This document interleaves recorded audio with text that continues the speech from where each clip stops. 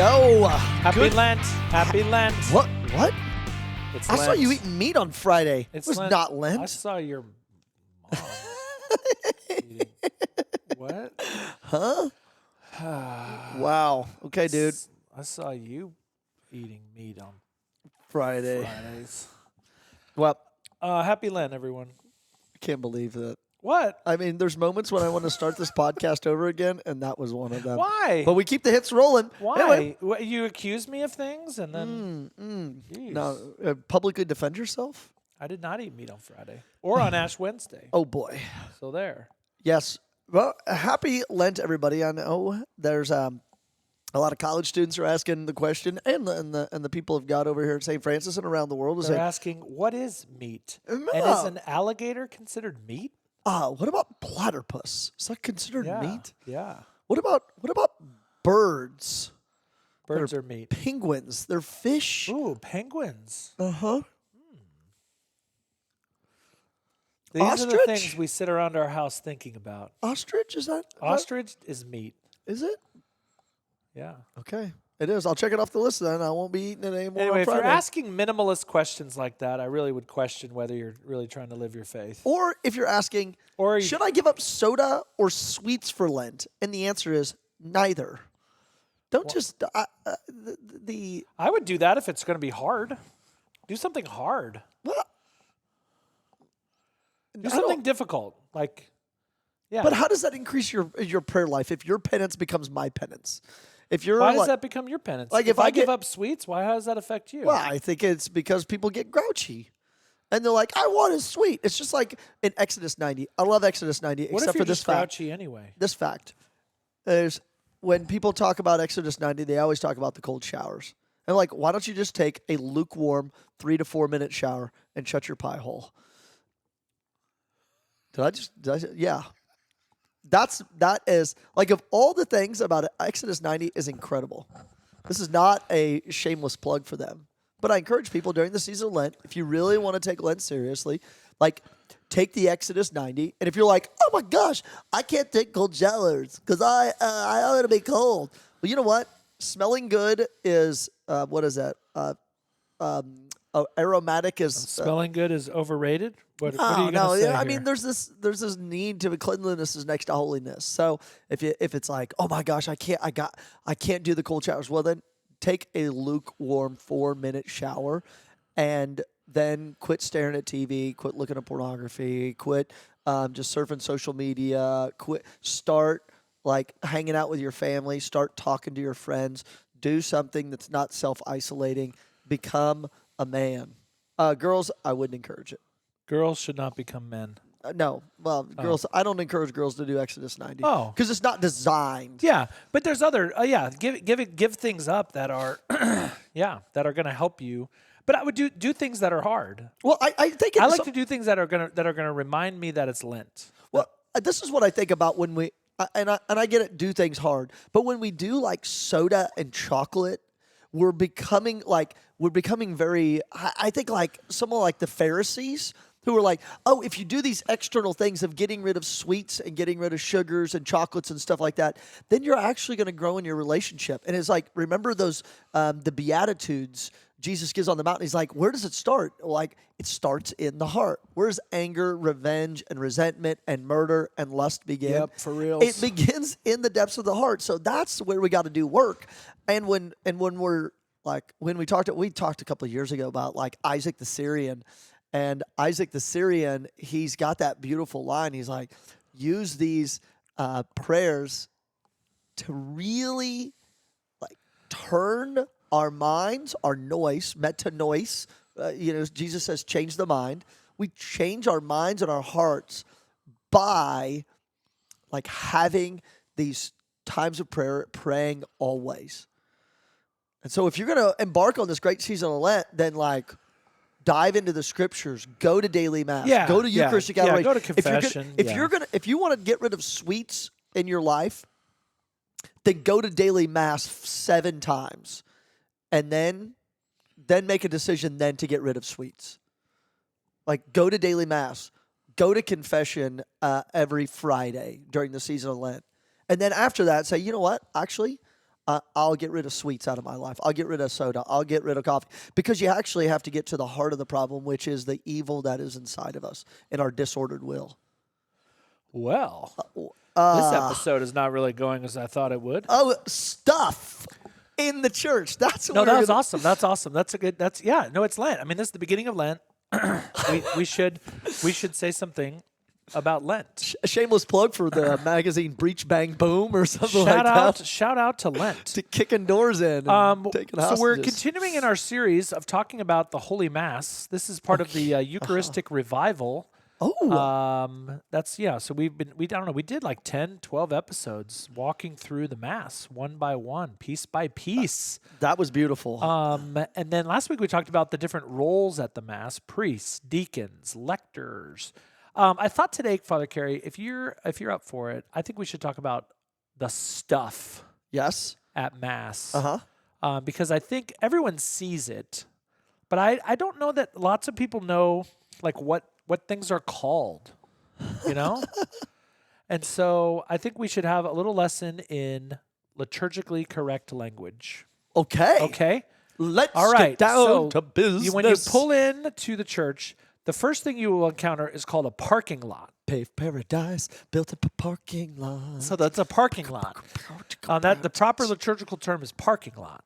Or as they say in Espanol, estacionamiento. No, what is they it? say parqueado. Oh, parqueado. Yeah, that's fine. All right. So you come in the front doors. When you walk in the doors, this is more of a tour kind of the church. The area, often called the lobby, or is usually called, we call it a narthex. Yep. It can also be called a vestibule. Oh.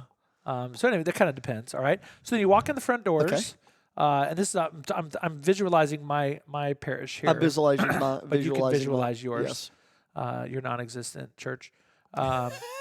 You come in, and then you have this very large 8-sided wooden structure, which is called the baptismal font. Ours is 8-sided too. It's made out of marble. 8 days of creation. Ours is made out of wood. Yes. 8 days of creation. 8 days of creation. What? What do you mean 8 days of creation? The 8th day. The 8th day of creation is eternity. Oh. I was thinking like, that's why it has 8 sides. I know. But like when in Judaism, they refer to Saturday as the 7th day, the day of rest. Yeah. And Christians would refer to the 8th day. And so like in Spanish, when you miss Mass on a Sunday, and the phrase is, yo no fui a misa 8 días. I haven't been to Mass in 8 days. Yeah. I missed Sunday Mass. Yep. Yeah. So the baptismal font, all right.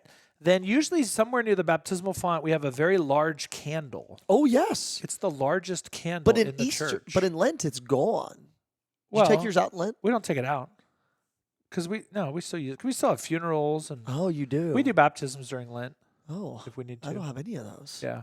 So there's a very large candle. It's called can be called one of two things: the Easter candle or the Paschal candle. Or the Paschal candle. What's a Pasch? Pasch. Resurrection. Yeah. Easter. Yeah. It's the light of Christ. Yep. So it is a candle, but it's a very specific kind of candle. It's the Easter candle or the Paschal candle. So we're actually going to be getting a new one. So are you? Yeah. At Easter. Every year we take the old one and we put it away. And we put in a new one. So it's much taller. That's why it's going to be very sad when Kyle leaves because he's very tall. He brings many, many gifts to the parish, one of which is his height. And you know what my dad says about the game of basketball? You can't teach height. Okay, moving on. The Paschals. Hey, what do you all do with your Paschal candles when you're done with them? We keep them around a little bit. I've given them to people who I know are going to take good care of them at their homes. Okay, move on. Father Kerry, let's do full disclosure. What just happened right here is Father Kerry had a moment where he has realized that he has not ordered a Paschal candle. Well, that's true. Easter. I haven't ordered a Paschal candle. I just saw that look on your face, and I knew. That wasn't it. But I usually... They should throw them in the river and watch them float down the river. Oh, really? You could do that. Oh, good. Because I saw that one time. I wouldn't do that, but they put crosses in the rivers to bless them, and I was like, oh, I need to take the light of Christ down the river. I would give it Like Father Healy was telling me the other day, he has the Easter candle from Holy Family of the year he was ordained. What do you do with it? He has it in his office. Huh? Isn't that cool? I think I- that's pretty cool. I don't really care. Okay. Well, he. I guess like, why would I want to like, carry that around? Sentimental. He doesn't carry it around. It's in his office. Yeah, but every time you move, you got to move with it. Oh well, okay. That's a whole different story. All right. So you walk in, then you have these wooden benches that are called pews. Yes. Okay. I like in Spanish they're called bancas. Bancas. Banca. Okay. So then you come up, you're down the aisle, and then you get to the sanctuary. We have a whole bunch of things right there, right? So we have the altar. That's pretty self-explanatory. But we call it an altar. It's not a table. It has table-like qualities, but it's an altar. We have the ambo, which is where the readings are proclaimed from. We have a couple chairs up there. So we got the presider's chair, which is where the presider sits. Yes. Okay, so the bishop, the priest, and then to his right, most often to the right, is another chair, which is the chair for the deacon. Okay. Then what else? What else do we have? I was trying to slow you down because you got to the pews, but then there's the steps into the sanctuary. Ooh, talk about that. Okay, because how many steps do y'all have going into your sanctuary? Because I know how many I have. 1, 2, 3. So we have 3 going in the sanctuary and 2 going to the altar. 3 for the Holy Trinity, 2 for the two natures of the Christ? 2 natures of Ooh. Christ that appear on the altar, human and divine. Oh, lovely. Yeah. Okay. They were also added because one of my staff members, we'll call her Lauren L. in a second. L. Lacey said she couldn't see from the back of the church when a tall person was standing in front of her. Oh, that's true. So then we elevated the steps up, and we were like, for the 2 natures of Christ. You should have done stadium seating. Oh, I did. We have then strings. Everyone can see. Strings come down, and line of sight is excellent in stadium seating churches. Yeah. So just even the steps are significant because like you have these steps going up into the sanctuary that literally even the flooring that is between the lower part of the church, the nave, and the sanctuary of the church. The flooring is different to remind you that you're moving up. Yes, what's happening in the sanctuary is different than what's happening outside of the sanctuary. Right. Yeah, cool. So then we have in the sanctuary, so we got the altar, the ambo, the presider's chair, the deacon's chair. We have there's tables. The tables have a name. A credence table. The credence table. And what does that mean? I've never actually thought about this. I'm thinking out loud right now. Credence, is it like Clearwater Revival? Well, I was thinking more of like the creed, like the Apostles' Creed. Is it the same? Fair moon horizon. What's that? The creed? Like the creed, but it's spelled. Isn't it spelled Credance? Credence. Credence table. But it's like credence. Okay, a belief in or acceptance of a small side table, shelf, or niche in a church for holding the elements of the Eucharist before they are consecrated. A credence table. Where is that from? Okay. Wow. Thank you. Our handy assistants here. Well, you know what? That's you know when amazing. you're on a legit podcast where you have like backup people doing research Our for producers. you? Yeah. Take that, Ben Shapiro. So anyway, shameless plug for Ben Shapiro. That's happening. Yeah. So the little tables up there are the credence table. You also have behind the altar a fan, a liturgical. You know what? That's okay. Annoying thing that priests do. Things that priests do is they put fans around their altar, and visiting priests who show up and get asked to celebrate Mass forget that said fan. And I kicked that thing one time. I rounded the altar and left foot first. Boom. Here? Yeah, I punted your fan and it banged off the credence table, and I was like, oh. It should be on the other side of the. No, it was like table. right here on the left-hand side, pointing up your alb. You know, to like you get some fresh. I didn't mean like that, but like fresh air. That's awesome. Yeah. I didn't know if guys, you kicked your alb over the top of it or your cassock. We've had our show. We've had our show going here almost 5 years, and we've always been honest with you. I get really hot during Mass. I'm like hot all the time, and I'm a bigger person. Okay, and then during Mass, there's a lot of layers. I got my regular clothes, and then I have an alb, and then on top of the alb, I have a chasuble. It's a lot of layers. I get hot, and so when I have the fan on, Oh boy, it's very helpful to me. It actually helps me pray better. It's like slows me down. killing me, O'Brien.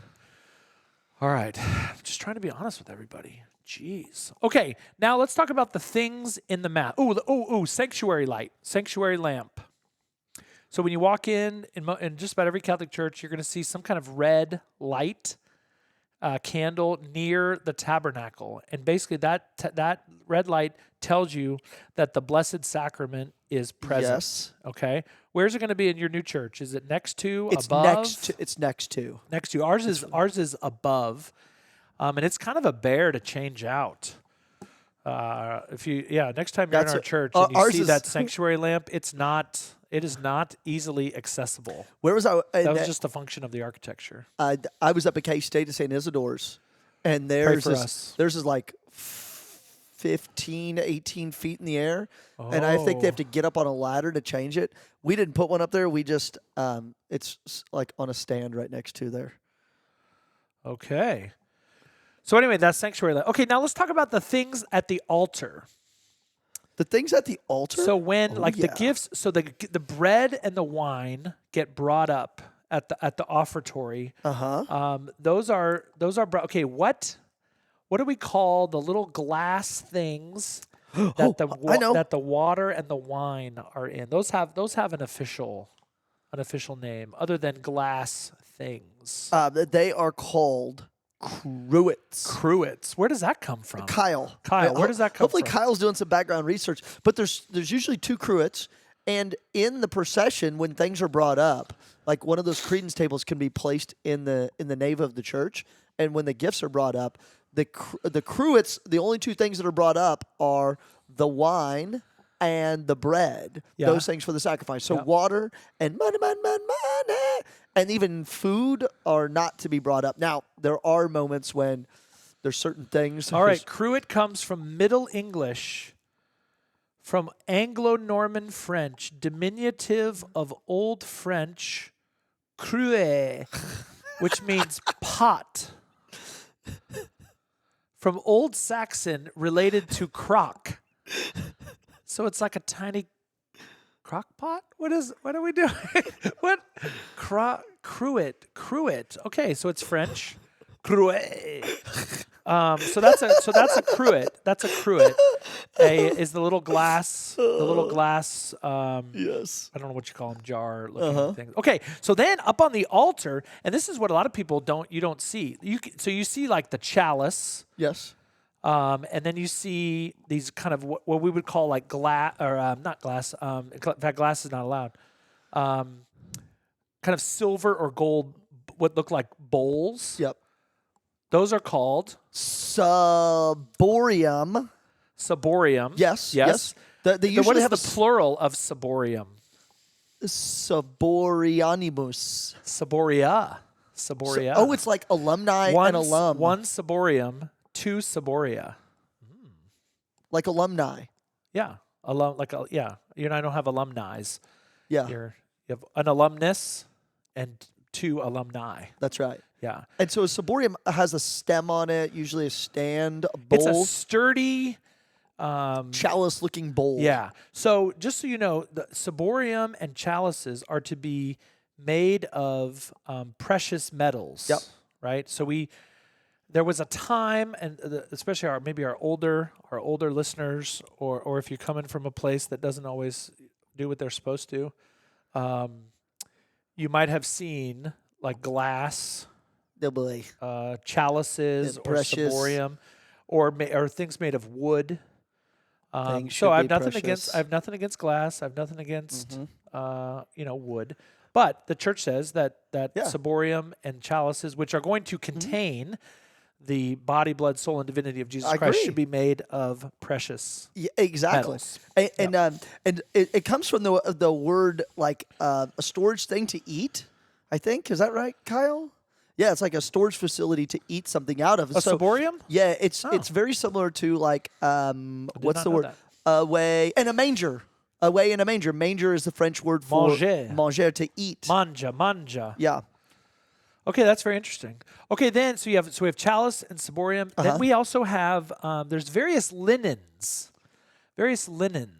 So we have so typically the altar has like an altar cloth on it, right? So it's kind of big, white, covers the whole thing.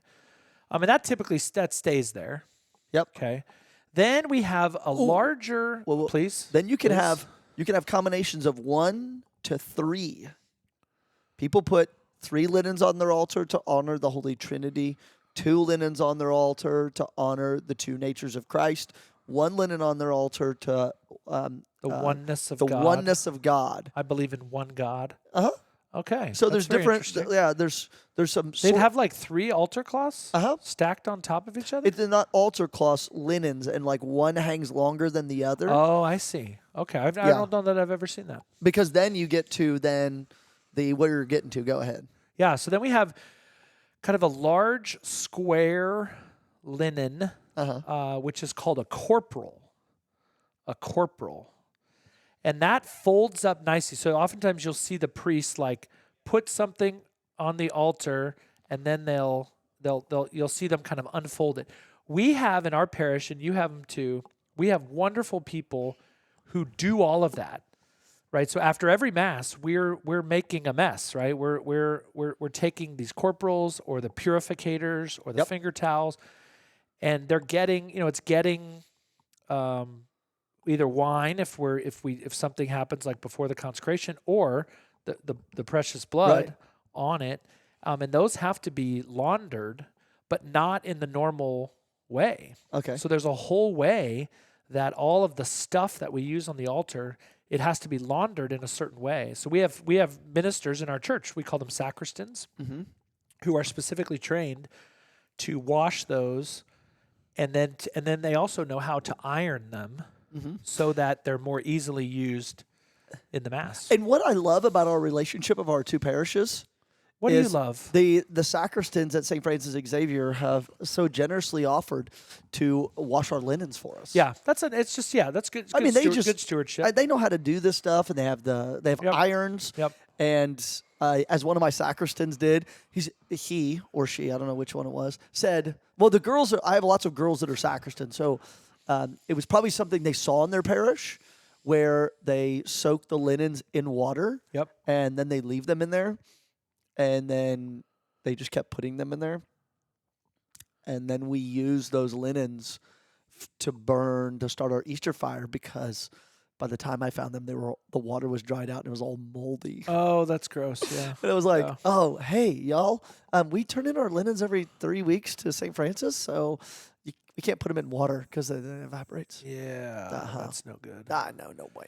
So then we have, so there's the corporal, which is the thing that folds out. We have what we call purificator. So when you see the priest wipe the chalice, wipe the rim of the chalice, he's using what we call a purificator. So it's a cloth, but specifically made. It's kind of It's cotton. It's cotton, but it also has it has a cross on it. Sometimes you'll see them very highly decorated, and so it's that's really cool. But all those are done. It's just great stewardship. All of those are done by somebody in the parish. They clean them, they iron them, and then they bring them back to the church. And then anytime we need them, we're setting up for Mass. We open a drawer, boom, full of corporals and purificators and finger towels and all that good stuff. Yeah.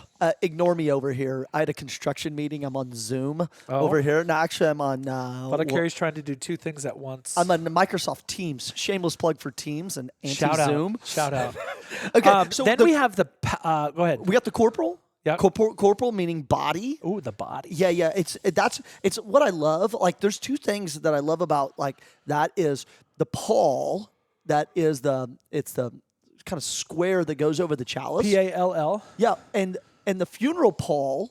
Yep, that goes over the coffin. That goes over the body of the person who's deceased. So the 2 times the pall is used in the liturgy, they both go over the bodies. The body. Yeah, I mean, I love it because we call things what they are.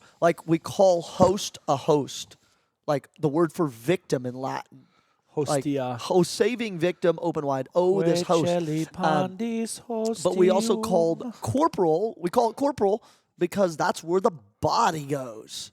The body of the Lord Jesus, body blood sits on top of this piece of fabric. Corporal. That's yeah, cool. That's cool. I love it. Like, let's call it what it is and what it's not. If you don't, I don't know. Because other people in other religious Christian denominations don't use corporals because they're not. That's cool. Okay, 2 other things. We also have something called a paten, Paten, which looks like some people like if you didn't know what it was called, you'd think it was like a plate. Yep. But it's a smaller kind of dish looking circular, and that is on which the host goes. The priest host. So when the priest is celebrating mass, there's hosts that are going to be distributed at that mass, and then there's a larger host which can come in varying sizes, that is lays on the paten. So you have a paten, the chalice, the ciborium, other chalices if you need them. You have the tabernacle key. Ooh, that's key. Yeah, but there. Is this? Are we almost done? There's in the Byzantine church, it's called the discos, the big paten, which the lamb sits upon. Oh, there we go. I was laughing because you said that's key. 1 year at TU, do you remember this? When Kevin Bittner, he made a video about, just yanked the cord and almost ripped the headset off my face. I kept on losing the tabernacle key because the sacristans, one girl put it in her sweater pocket, and I would have to call them up like, do you have the sweater pocket? I was like, do you have the tabernacle key? Oh my gosh, I have it. So 1 year I turned around for mass, and there was no key. And there was one host on the paten.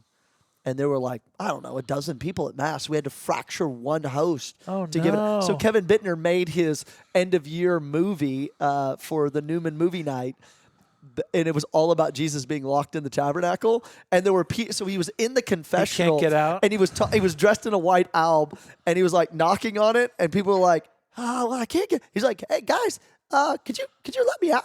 And it was like this dialogue between people standing in front of the tabernacle that was locked, and Kevin Bittner, who was dressed like Jesus inside the tabernacle, which was the confessional. Okay. All right, in our last 2 minutes, tell me about your chalice. The chalice, I have 2 of them, and they both came from a box that was closed down parish's Good Shepherd in southern Oklahoma.